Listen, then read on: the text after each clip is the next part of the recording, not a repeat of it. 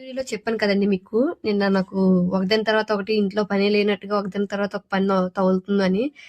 So దానికి ఇంకో పని కూడా తగిలింది అనమాట నిన్న ఏమైందంటే నేను మినపప్పు నానబెట్టి రుబ్బాను కదా ఇడ్లీకి అనేసి.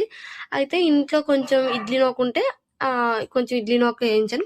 షాప్ నుంచి ఇంకొంచెం ఇడ్లీ నూక తెప్పించాను వేరే వాళ్ళ చేత.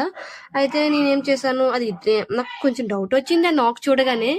కానీ నేనేం చేశాను, ఇడ్లీ నూక కదా తెమ్మన్నాను, వాళ్ళు అదే కదా తెస్తారనేసి నేను రెండు కలిపేసి నానబెట్టేశాను అనమాట నూక అనేది. తీరా నానిన తర్వాత చూస్తే ఇంకెండి మెత్తగా ఉంది నూక.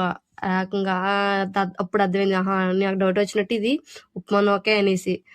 సో ఇంకా ఇడ్లీలు వస్తాయా రావా అని డౌట్ మీదే నేను వేసాను. అంటే వీధిలో ఒక వదిన అడిగాను వస్తాయా అన్నది.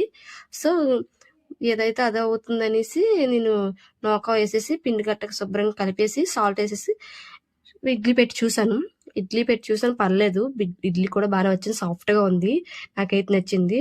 ఫోన్లే వేస్ట్ అయితే అవ్వలేదు అనుకున్నాను, ఎక్స్ట్రా పని తగిలిలా వేస్ట్ అయితే అవ్వలేదు అనుకున్నాను. సో ఇంకా ఇడ్లీ పెట్టేసి పెట్టా, అంటే ఓన్లీ వస్తుందో లేదో అని చూడడానికే ఒక ప్లేట్ మాత్రమే పెట్టాను, బాగానే వచ్చింది.